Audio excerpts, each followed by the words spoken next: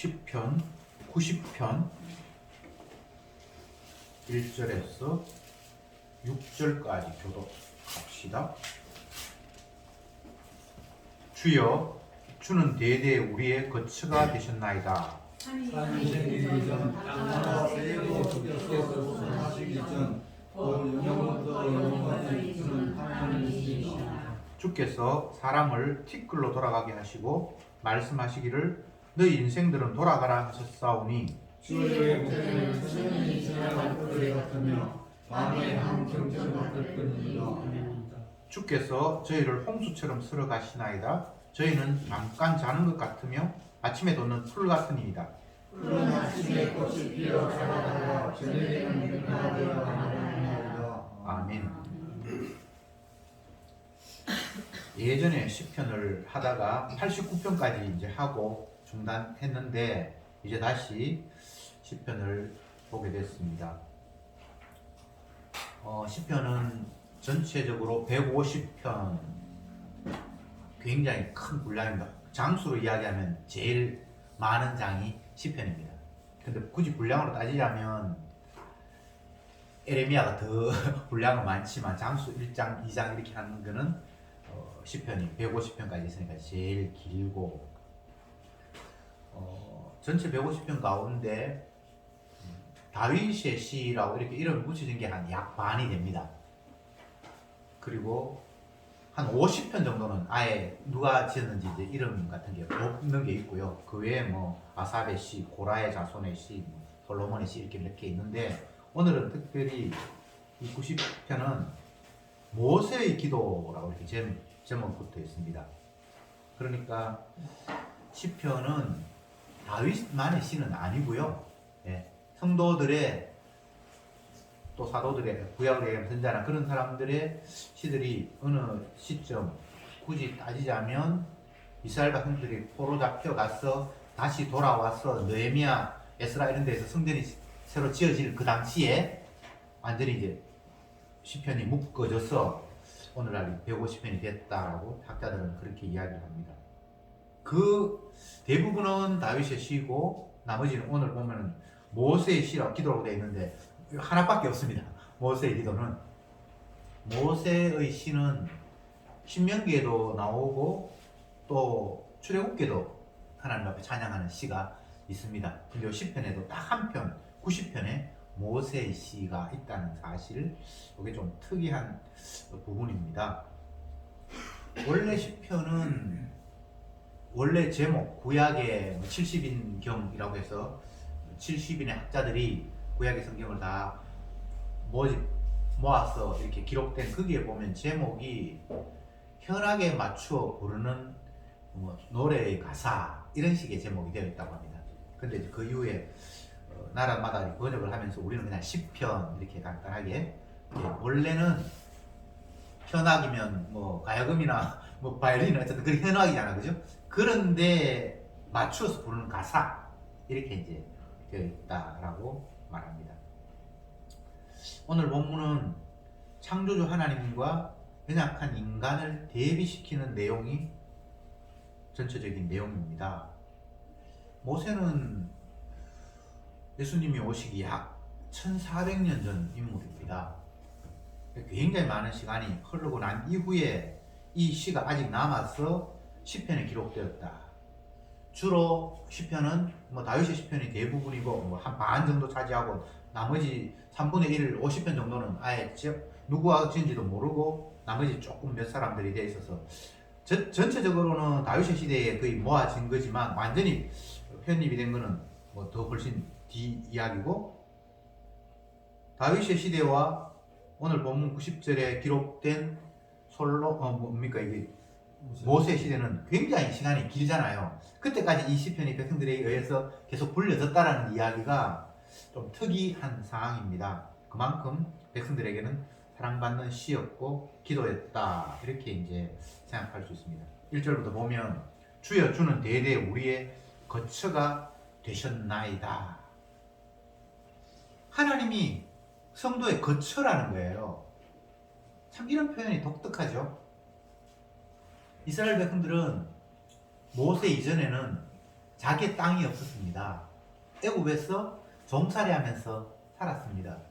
근데 하나님께서 그들에게 가나안 땅 주변을 옛날 그 조상 아브라함에게 약속하셨듯이 그들을 다 물리치고 그 땅을 주셨고, 그래서 가나안 땅이 이스라엘 백성들의 거처가 되었는데, 그게 오래 못 머물고 아수르의 포로 잡혀가고 바벨론의 포로 잡혀가고, 뭐 나중에 70년 후에 다시 돌아와도 온전히 자기들이 그 나라를 지키지 못하고, 메시아가 오실 그 당시에는 로마가 그들을 지배하고, 어쩌면 가나안이 그들의 거처인 것 같았는데 사실은 거처가 없는, 그런데 모세는 하나님이, 주님이 우리의 거처입니다 라는 이런 고백을 하고 있습니다.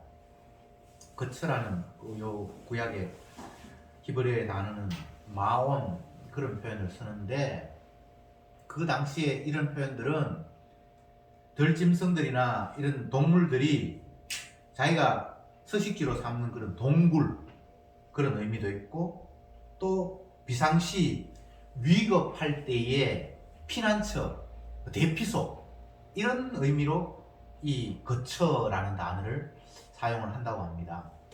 그러니까 모세가 여호와 하나님, 주님이 우리의 거처다 라고 이야기했을 때는 단순히 집이다라는 그런 의미보다는 더 많은 의미들을 함축하고 있습니다. 다시 말씀드리지만 모세는 자기가 하나님 앞에 부름을 받았을 때에는 자기 민족들의 거처가 없었잖아요. 애굽에 종살이 했으니까. 그때 모세는 바로의 공주의 딸로, 아들로 자라났지만 결국은 애굽의 사람을 죽임으로 말미암아 그쪽에서 뛰쳐나왔고, 그냥 광야를 떠돌면서 거기에서 결혼해서 이방 제사장의 딸과 살았거든요. 그러니까 자기 땅도 없고 자기 민족과도 헤어져 있었고, 그야말로 나그네 같은 그런 삶을 살 때에 광야에 있는 그에게 주님이 오셔서 그에게 임무를 부여했잖아요. 정말 거처가 없었죠. 떠돌이 생활을 했죠. 그런데 주님이 네가 내 백성 이스라엘을 내가 원하는 땅, 너희 조상에게 약속한 곳으로 데리고 가야 한다. 그때만 해도 모세는 이제 우리의 터가 생겼구나, 우리의 거처가 이제는 마련됐겠구나 라는 그런 생각을, 모세뿐만 아니라 히브리인들 다 그렇게 들뜬 마음이었겠죠.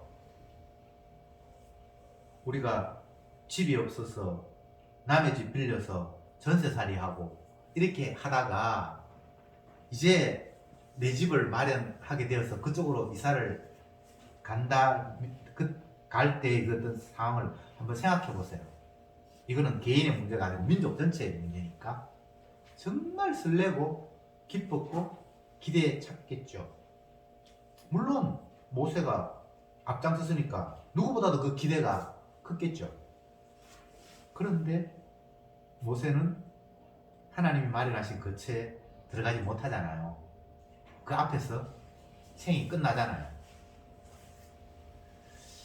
시편에서 모세가 이런 찬양의 노래를 지으면서, 하나님, 나에게 약속하셨던 우리 민족의 거처를 내게는 허락하지 않았군요, 뭐 이런 원망이 아니라 오히려 주님 당신이 우리의 거처가 되십니다 라는 이런 노래를 하고 고백을 했을 때 그 마음을 여러분 한번 생각해 보십시오. 처음에는 하나님의 말씀이 인간적인 욕망에 의해서 정말 떠돌이 생활하는 나에게, 이제 우리 민족에게 하나님께서 우리의 땅을 주시는구나 라는 인간적인 어떤 해석과 기대가 있었겠는데, 본인도 그 기대에서 미끄러졌고, 그러면서 이런 고백, 주님 당신이 우리의 거처잖아요 라는 이 고백이 나오기까지는 얼마나 많은 심경의 변화가 있었을까. 언약을 주셨는데 언약을 육으로 이해했다가 다시 제대로 언약으로 받아들이는 이 과정이 이 표현 속에 다 농축되어 있다라고 받아들이면 되겠죠. 이스라엘의 거처는 과연 어디일까? 지역적인 팔레스타인의 땅일까? 신약으로 넘어오면 없잖아요. 그걸 보여주기 위해서 이스라엘은 주도권을 가진 자기 땅을 하나님 허락하시지 않았어요. 아브라함에게는 가나안 땅으로 가라고 해놓고는 거주지를 허락하지 않았어요. 이쪽으로 쫓겨가고 저쪽으로 쫓겨가고 나그네의 삶을 살게 하셨죠. 성도는 이 땅, 이곳 세상이 우리가 거할 처소는 아닙니다. 나그네로 살아야 하고 우리의 처소는 따로 있다는 걸 보여주기 위해서 또돌이 삶을 살도록 하셨습니다. 그런 은혜를 제대로 깨달은 모세는 땅에 나의 거처를 마련하려고 생각을 했지만 그건 어리석은 생각이었고 하나님 당신이 나의 거처고 우리 민족의 거처가 아닙니까? 라는 이런 고백을 하고 있는 겁니다. 이스라엘 백성들, 히브리인들이 애굽에서 떠나서 하나님이 약속한 가나안 땅으로 가는 과정에서 여호와 하나님이 거처라는 사실을 많은 그 어떤 상황 속에서 이스라엘 백성들에게 보여주시긴 하셨지만 백성들은 그걸 잘 캐치를 하지 못했어요. 애굽 땅에서 벗어날 때 마지막 유월절을 경험할 때 그때는 뭐 첫 번째 유월절, 애굽 땅을 떠날 때는 마지막이고 유월절은 첫 번째 유월절이고 그 첫 번째 유월절에 하나님께서 어린 양의 피를 너희들이 살고 있는 집 대문에 문설주에 문틀에 뿌리고 발라서 그 안에 거할 때에 내가 죽음을 명쾌할 것이다. 그렇게 말씀하셨을 때의 상황으로 거처를 이해한다면 유월절 어린 양의 피 안, 그게 이스라엘의 거처죠. 그리고 홍해를 건너서 하나님이 약속한 가나안 땅의 첫 번째 땅에 발을 디딜 그 당시로 생각을 해보면 홍해 바다 물속이 어쩌면 그들의 거처라고도 할 수 있겠죠. 그런데 홍해 바다 속이 이스라엘 백성들의 거처일지언정 애굽의 군대의 거처는 되지 못했어요. 그들은 그 안에 기어 들어가다는 말은 아니고 말 타고 따라가다가 물고기 밥 돼버렸어요. 이스라엘 백성들의 거처는 될 수 있을지언정 애굽의 군사들의 거처는 아니었죠. 홍해가. 그리고 광야에서 40년을 살면서는 만나가 그들의 거처였다라고 말해도 틀린 말이 아니겠죠. 근데 그 만나는 육의 양식은 아니에요. 요한복음에서 그 만나는 주님의 살과 피다 라고 이렇게 말했죠. 그죠? 네. 주님의 살과 피가 그들의 거처가 된다. 이렇게 이해할 수 있겠습니다. 어쨌든 모세는 주님이 우리의 영원한 거처입니다. 대대의 우리의 거처입니다. 모세 시대인 나에게만 주님이 거처가 아니라 내 후손 이스라엘 백성들 후손 대대로 영원한 거처가 됩니다. 이걸 오늘날 우리가 이 말씀을 이해할 때는 예수님 안이 성도의 거처가 됩니다. 이런 고백과 똑같은 거죠. 그러니까 이때부터 벌써 모세는 예수 그리스도의 안, 유월절의 피, 안 이런 개념들이 그에게는 깨달아졌기 때문에 더 이상 땅이, 공간이 우리가 거할 수 있는 곳이 아니라 예수님의 사랑, 주님의 피, 그것이 우리를 살리는 진정한 영생의 거처다라는 이런 고백을 1절에서 하고 있습니다. 2절에는 산이 생기기 전, 땅과 세계도 주께서 조성하시기 전, 땅도 생기기 전, 산도 생기기 전, 이것들을 아예 조성하시기 전 이미 주님은 계셨다는 거죠. 근데 이 이야기를 왜 하는고 하면 인간들은 잠시 잠깐 태어났다가 이슬처럼 사라진다는 걸 뒷부분에 염두에 두고 하나님은 땅도 생기기 전, 하늘도 생기기 전에 벌써 계신 분이잖아요. 영원 전부터 주님은 있었잖아요. 이런 고백을 하고 있습니다. 3절에 주께서 사람을 티끌로 돌아가게 하시고 말씀하시기를 너 인생들은 돌아가라 하셨다. 주님은 산이 생기기 전, 바다가 생기기 전 영원 전부터 계셨는데 우리는 잠시 잠깐 티끌처럼 있다가 사라지버리는 존재이지요 라고 고백하고 있습니다. 참 이런 대비가 어떤 의미가 있을까요? 인간들은 자기 자신의 우월함, 대단함, 긍정적인 면들을 노래하고 찬양하기를 즐기죠. 그런데 성도는 반대예요. 나의 초라함, 의미 없음을 기뻐하면서 그걸 즐기고 있어요. 신약의 사도들은 자기 자신이 죄인이라는 사실을 막 큰 소리로 떠들고 있어요. 오늘 모세의 고백 속에는 우리는 잠시 있다가 사라져버린 티끌이에요. 티끌로 돌아가라고 주님 말씀하셨잖아요. 그에 비해서 주님은 땅이 생기기 전, 하늘과 바다가 생기기 전 이미 주님은 그 전부터 영원히 계셨잖아요. 이렇게 극한 대비를 해주고 있습니다. 전능자 앞에 티끌 같은 나, 이게 모세가 생각하는 자신과 주님의 관계입니다. 4절에 주께서 주의 목전에는 천년이 지나간 의제 같으며 밤의 한 경점 같을 운임이니이다. 천년이 한 경점, 밤의 한 지점, 어떤 시간, 새벽 2시면 2시고 경점과 같다. 베드로도 그런 고백을 했잖아요. 하루가 천년 같고 천년이 하루 같다. 근데 베드로와 모세는 전혀 다른 시대에 살았는데 어떻게 이런 똑같은 일관된 시간의식을 가질 수 있을까? 주의 은혜가 임한 거죠.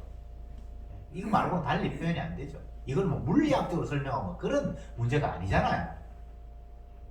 주의 관점에서는 천년이 지나간 한 밤에 한 찰나, 1초, 뭐 몇 년, 몇 월, 며칠, 몇 시, 그때 잠깐 것 같다. 그러니까 전능자와 시간을 천년으로 느끼는 우리와는 달라도 지금 너무 다르다라는 이야기를 모세는 하고 있습니다. 그러면서 5절에 주께서 저희를 홍수처럼 쓸어 가시나이다. 저희는 잠깐 자는 것 같으며 아침에도 없는 풀 같으니이다. 주님은 영원하신데 우리는 잠깐 있다 사라져 버린다.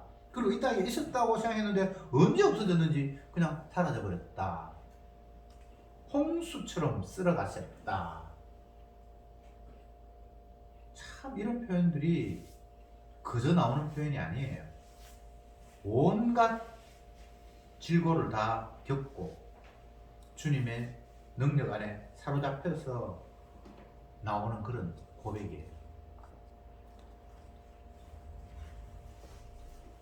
제가 지난번에도 그런 말씀을 드렸던 기억이 나는데 기도원이 사사기에서 하나님 앞에 사명을 받고 사사로 부름을 받는 과정에서 그가 한 일은 뭔고 하면 포도즙을 짜는 그 틀에 몰래 곡식을 숨겨서 빻는 그런 장면이 나타나요. 왜냐하면 곡식 빻으면 이방인들이 이 집에서 아직 뭐 먹을 게 있네 하면서 빼앗아 가니까 곡식 있는 흉내 안 내고 그냥 포도즙 짜는 것처럼, 포도즙 짜는 거는 뭐 그거는 양식이 안 되니까 안 빼앗아 가는 모양이죠.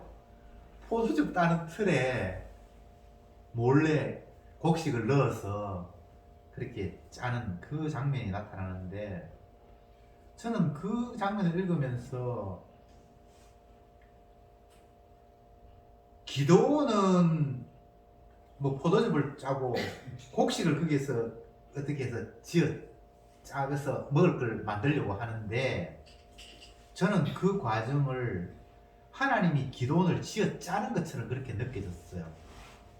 그 안에 집어넣어서, 주님, 적은 저렇게 숫자가 많은데 우리는 사람 모아봐야 뭐 2만 몇천 명밖에 안 됩니다. 근데 주님이 물가에 데려가서 이 사람은 돌려보내고 이 사람은 남겨라.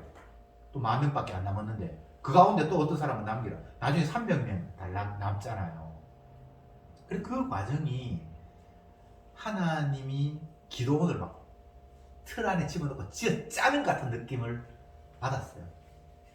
세상 믿지 마. 네 믿을 거 아무것도 없어. 전쟁에서 군인을 믿고 총칼을 믿는 거 아니야. 근데 자기는 그게 전부인데, 이걸 가진 인간이 적과 싸우라고 하나님께서 말씀하셨으면 적보다 더 많은 군대를 주시거나 최첨단의 무기를 주시면 믿을 수 있을 것 같은데, 점점 더 그런 것들을 멀리하게 하시는 거예요. 이게 제가 느끼기에는 포도즙 안에 포도즙을 따듯이 그 기도원을 그 안에 집어넣고 하나님께서 쥐어 짜는 것 같은 그런 느낌을 읽었어요. 하나님이 성도를 그렇게 사용하십니다. 내 기대, 내 희망, 내가 잡고 있는 마지막 그 무엇 하나 지푸라기마저도 하나님은 다 놓게 하십니다. 그렇게 되면 인간의 입장에서 하나님 우리를 완전히 쥐어 짜는 거잖아요. 아프지요. 힘들지요. 모세가 이런 시를 하나님 앞에 찬양을 부르기까지는 얼마나 많이 주님께 앞에 혼이 나고 쥐어 짜였는가를 한번 생각해 볼 필요가 있습니다. 주께서 저희를 홍수처럼 쓸어가시나이다. 이런 경험 했어요. 모세는 홍해를 건너고. 주님이 우리를 든든히 지키십니다 라고 말하지 않고 홍수처럼 쓸어가시나이다. 홍수가 들어닥칠 때에 나약한 인간이 할 수 있는 일이 뭐죠? 쓸려가는 거 말고는 없잖아요. 주님이 우리를 이렇게 인도하신다는 거예요. 참 대단한 고백입니다. 지난주에 제가 방주 이야기하면서, 방주는 키도 없고 노도 없고, 노는 추진력이잖아요. 앞으로 가는 거잖아요. 키는 방향이잖아요. 방주는 그런 게 없어요. 주님이 우리를 인도하실 때는 우리가 추진력 발동해서 내가 원하는 쪽으로 간다든지 앞으로 간다든지 그런 걸 허용하지 않아요. 주님이 인도하시는 대로, 바람이 불면 부는 대로. 그게 단순한 이야기 같지만 굉장히 많은 것들을 함축하고 있습니다. 너희들, 내가 인도하는 대로 너희들은 갈 뿐이야. 네가 원하는 대로 가는 게 아니야. 너는 앞으로 가려고 애쓰지도 말고 네 목적을 위해서 방향을 추진하려고 힘쓸 필요도 없어. 그런 이야기. 모세가 이스라엘 백성들을 이끄는데 힘들었을까요? 힘들지 않았을까요? 엄청나게 힘들었죠. 말도 안 되는 백성들. 속이 탔을 거예요. 하나님 부름 받아서 시내산에 올라가서 하나님께서 주시는 명령, 계명을 받아서 내려오는데 40일 죽도록 밥도 못 먹고, 물론 뭐 본인이 배고팠는지 안 배고팠는지 모르지만 어쨌든 그 일이 쉽지는 않았을 거예요. 거룩하신 하나님 앞에 자기 자신이 대면한다는 게 엄청난 일이잖아요. 그래서 자기 죽도록 그 일을 하고 떡 내려왔는데 밑에서는 뭐합니까? 금송아지 만들어 놓고 이게 우리를 인도하신 하나님이라고 우상 숭배하고 있고, 얼마나 화가 났으면 하나님께서 주신 그 돌판을 집어 던져서 깼겠습니까? 물론 그 신학적으로 여러 가지 의미가 있습니다만 단순하게 생각하면 모세는 진짜 화가 나는 거예요. 백성들을 위해서 죽도록 지금 고생하고 있는데 백성들은 따라주지를 않아요. 오늘 아침 식사하면서 아내가 그런 이야기를 했어요. 베드로를 한번 생각을 해보면 진짜 인간적으로 힘들었겠다. 자기는 생명을 내대고 성도들에게 뭔가를 가르치고 하는데 많은 사람들은 거짓 선자의 유혹을 받아서 뭐 주님의 강림이 없니, 하나님의 언약은 거짓말이니 그런 이야기를 하고 그쪽에 현혹되어 갔을 때 정말 베드로의 심정이 어땠을까, 뭐 이런 이야기를 했어요. 그렇겠죠. 한 사람은 주님의 영이 임해서 너무나 확실한 하나님의 언약을 가지고 백성들에게 외치고 있는데 백성들은 언약이 믿어지지 않아서 유교 관점을 하나님의 말씀을 지 마음대로 해석을 하니까. 모세도 그랬죠. 얼마나 힘들었겠습니까? 그 백성들. 나중에 하나님께 원망하기를, 내가 하나님 이 백성 인도하려고 약속한 것도 아니고 주님이 시켰는데, 시켰으면 말이라도 좀 잘 듣도록 하지, 내가 이 백성을 낳았습니까? 막 화를 내고 있어요. 얼마나 답답했겠어요. 이건 예수님의 심정이죠. 한 개인의 심정이 아니라 주님의 마음을 이해하라고 주님께서 그렇게 하셨죠. 그런데 뒤집어 보면요, 모세든 베드로든 똑같은 죄인입니다. 그들이 주님의 편에 서서 주님의 뜻을 전하고 있고, 그런데 백성들이 그것을 받아들이지 않고 이렇게 됐을 때는 본인 스스로가 너무나 가슴 아프고 화가 나고, 이렇게 내가 예를 쓰는데 따라오지 않아, 이게 너무나 귀한 거라고 이야기하는데 그것도 알지 못하고 엉뚱한 길로 가, 너무나 안타까운 마음이 있지만 더 세밀하게 들여다보면 본인 스스로가 주님의 뜻을 어기고 엉뚱한 길로 가는 죄인이기도 하잖아요.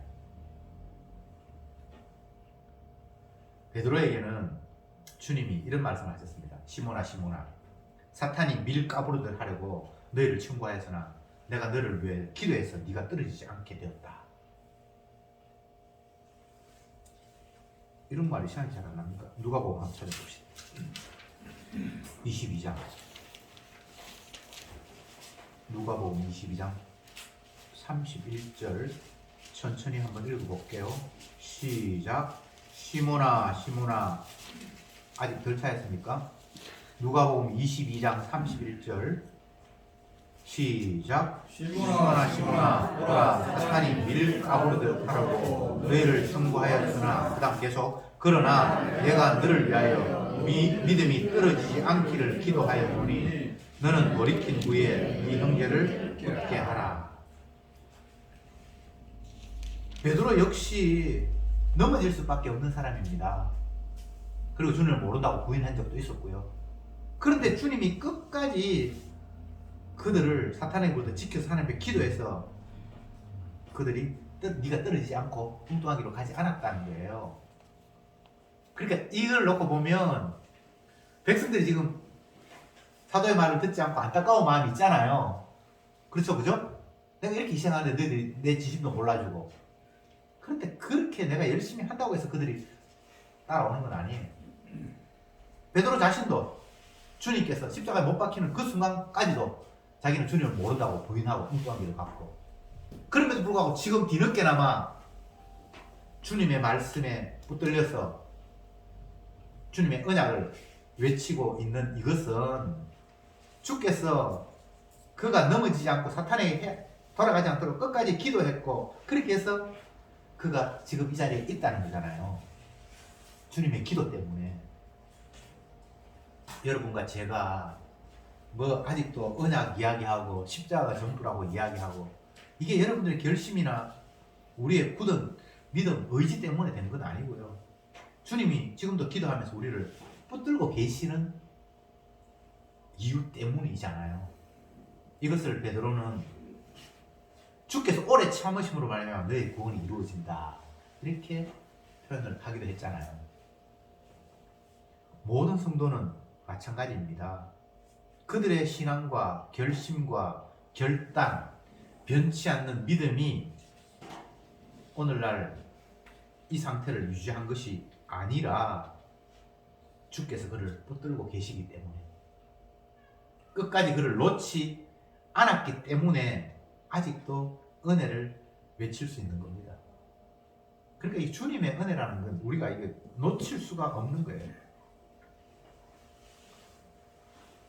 죄인은 어쩔 수 없는 죄인입니다. 내 육의 중심으로 내 마음의 편안함으로 나의 안정을 추구하기 위해서 내 선택을 할 수밖에 없습니다. 그러니까 이런 선택은 결국은 주님을 발로 차는 것이고 점점 더 십자가와는 거리가 멀어지는 삶이죠. 만약 주님이 우리 원하는 대로 가만 내어버려 두신다면 그 누구도 주님을 향해서 찬양하며 감사할 자는 단 한 사람도 없습니다. 그런데 주님이 그 엉뚱한 길로 가는 우리를 시편 23편으로 이야기하면 지팡이와 막대기로 때리시고 강권하셔서 또 요한복음식으로 이야기하면 주님 우리를 허리띠 붙들고 내가 원치 않는 곳을 강제로 끌고 가시니까 주님 앞에 붙들려 있지, 그렇지 않다면 우리는 다 엉뚱한 길로 갈 수밖에 없는 죄인들입니다. 제가 어떤 기사를 봤는데 그 기사를 보면서 살짝 놀란 게 있어요. 이 사람이 이제 사람을 죽이고 난 이후에 피해 다니면서 공소시효가 거의 끝나갈 그때까지 피해 다니다가 결국은 잡혔어요. 그래서 그 잡혀서 가면서 하는 이야기가 막 기자들이 마이크 갖다 대고 막 물으니까 내가 그동안 10몇 년 동안 도망다니면서 단 한순간도 편하게 잠자본 적이 없다. 잡히고 나니까 내가 오히려 마음이 홀가분하다. 이런 말을 하는 걸 제가 들었어요. 저는 며칠만 더 있으면 이제 내가 되는데 너무 억울하다 이렇게 말할 줄 알았는데 너무나 홀가분하다라고 이야기를 하는 걸 들으면서 내가 생각하지 못했던 전혀 다른 그런 측면이 있었구나, 그 생각을 하면서 제가 생각하는 게 뭔가 하면 성도가 주님 앞에 죄인으로 드러날 때에 이런 안도를 할 수 있겠다라는 그 생각을 했어요. 죄인이 되어서 더 이상 나를 숨길 수 없는 상황이 되어버려야만 성도는 안도할 수 있어요. 근데 계속 숨기고 아직도 내가 죄가 안 들켰지 이런 상태면 정말 전전긍긍해요. 계속 그걸 숨겨야 돼요. 마치 사람을 살인하고 자기 죄를 숨기기 위해서 도망다녔던 이 도망자처럼 도망다니는 순간은 언제 잡힐지 모르는 초조함이 늘 있을 거 아니에요. 그렇게 잡히고 나니까 오히려 홀가분하다고 이야기했듯이 성도가 주님 앞에 내 죄가 노출되어서 더 이상 나를 가릴 수 없는 그런 상태가 될 때에 참 평안이 있는 것 같아요. 만약 내가 아직도 숨길 게 있고 감출 게 있고 그러면 언제 그거 드러날지 몰라서 불안한 거잖아요. 소유가 있고 지위가 있고 남들이 탐낼 만한 것이 나에게 있다면 그건 늘 불안할 수밖에 없습니다. 언제 그 자리에서 내가 내려와야 할지, 언제 내 것이 상실될지. 최근에 어떤 기사에서 제가 본 건데 5만 원권 지폐를 뭐 몇십만 장 한국에서 발행을 했는데 며칠이 안 돼서 그게 다 어디로 잠적을 해버렸고 지금 시내에서 유통되는 5만 원권은 전체 한국에서 발행한 것의 15%밖에 많이 유통이 안 되고 나머지 85%는 어디 지금 묶여 있다는 거예요. 그 이야기 하면서 한 가지 더 이야기한 게 최근에 금고가 많이 팔렸다는 거예요.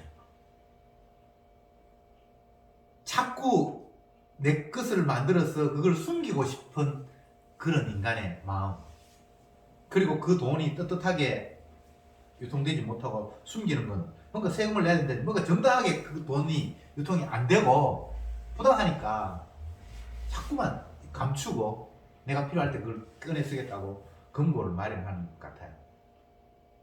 금고 없는 사람이 편한 것 같아. 네. 통장에 돈이 한 푼도 없으면 은행이 틀렸다든지 뭐 해커가 뭐 북한의 어떤 뭐 유명한 해커들이 농협에 통장에 들어가가지고 뭘 어떻게 했다라는 이런 이야기를 들으면 농협에 돈 넣어놓은 사람들 끔찍할 거예요, 그죠? 근데 돈 없는 사람들 지금 해커가 들어오든지 말든지 은행을 털든지 말든지 은행이 폭파되든지 말든지 걱정 없을 거 아니에요. 도둑이 왔다. 집에 훔쳐갈 거 아무것도 없고 뭐 양말이나 뭐 런닝 팬티 옷 몇 가지 있다. 에이씨 뭐 가져가려면 가져가 보라. 이런 마음이 들겠지만 다이아몬드 물 빛깔이 그게 제일 비싸다 그러니까 뭐 어떤 물문인가 같은 뭐 그런 게 있어요. 네. 물방울입니까? 예. 아유 죄송합니다. 정확하게 알지 못했어요. 그런 게 만약에 집에 있다 그러면 얼마나 가슴이 뜨끔하겠습니까? 제가 지금 드리는 이야기는 우리 인생은 하나님 앞에서 아무것도 아니고 티끌 같은 존재고 그렇다는 거예요. 그걸 깨달으면 편안하겠죠. 내가 아무것도 없는데 뭐 티끌인데 뭐 티끌이 뭐 있다가 없어진들 그게 뭐가 그렇게 억울하겠습니까? 티끌이 아니니까 억울하겠죠. 홍수가 쓸어가면 쓸어가는 거고 태풍이 불면 날려가는 거고 우리 인생은 티끌 같아서 주님이 홍수로 쓸어버렸을 때 뭐 있는 것 같았지만 뭐 흔적도 없이 사라져버리고 아침에 돋는 풀 잠깐 있다가 6절에는 풀은 아침에 꽃이 피어 자라다가 저녁에는 뱀바되어 마르나이다. 뭐 있었는 것 같은데 뭐 이제 없어져 버렸네. 그게 우리라는 거예요. 그리고 그에 비해서 하나님은 영원 전부터 계신다는 거예요. 그리고 이게 사냥의 이유예요. 나는 아무것도 아니고 주님은 전부고 그렇기 때문에 잠깐 있다 사라져버린 이것마저도 영원하신 주님이 자기 목적을 위해서 나를 이렇게 만들었고 활용하시고 때가 되면 홍수로 쓸어버리시고 나는 찬양할 것밖에 없지. 모세가 40세나 되어서 주님 앞에 80세입니까? 80세가 되어서 주님 앞에 부름을 받았고 40년 동안 이스라엘 백성들을 광야로 인도했고 그 40년 동안 수많은 일들이 있었고 근데 마지막 죽을 때 가나안 땅을 바라보기만 하고 그냥 하나님이 그 생명을 데려가 버렸고 인간적으로 보면 억울하고 뭐 여러 가지가 있을 수 있는데 아이고 티끌이 내가 뭐 아무것도 아니지. 주님이 홍수로 쓸어가 버리면 그냥 쓸려가는 거지. 내가 쓸려가고 티끌같이 없어져 버렸다 한들 주님이 자기 백성을 가나안 땅으로 인도하겠다라는 그 약속은 결코 흐트러진 적이 없잖아. 뭐가 억울한데 하나님이 자기 약속하신 거 그 약속대로 이루고 그 약속 가운데서 나는 이렇게 저렇게 사용되고 아무 문제가 없다는 거예요. 모세는 지금 하나님을 찬양하면서 비록 내가 가나안 땅에 들어가지는 못했지만 주님이 약속하신 그 약속은 이루어졌다라고 감사하고 있는 거예요. 그리고 그 거처, 그 가나안 땅의 거처가 아니라 주님이 나의 거처가 되었다고 찬송하고 있는 거예요. 가나안 땅에 못 들어가는 거 하나도 문제가 없어요. 그건 표면적인 거처일 뿐 진정한 거처는 주님의 품 안, 예수 그리스도 안, 대속의 피, 그 안이 진정 나의 영원한 거처가 되니까 나는 찬송할 뿐이다. 저와 여러분들이 모세처럼 이런 깨달음 속에서 주님의 피를 찬송할 수 있으면 좋겠습니다. 기도합시다. 주님, 임시적인 것, 하늘나라를 설명하기 위해서 잠시 이 땅에서 마련하신 그 상황과 장치, 그것들을 제대로 분별할 수 있게 하옵소서. 땅의 거처가 우리의 영원한 거처가 아님을 이 땅에 거하면서 날마다 고백하게 하시고 우리의 거처는 그리스도 안이라는 것을 날마다 느끼며 그 피의 은혜, 그 희생의 사랑을 날마다 감사 찬양하는 저들이 되게 하옵소서. 예수님의 이름으로 기도드립니다. 아멘.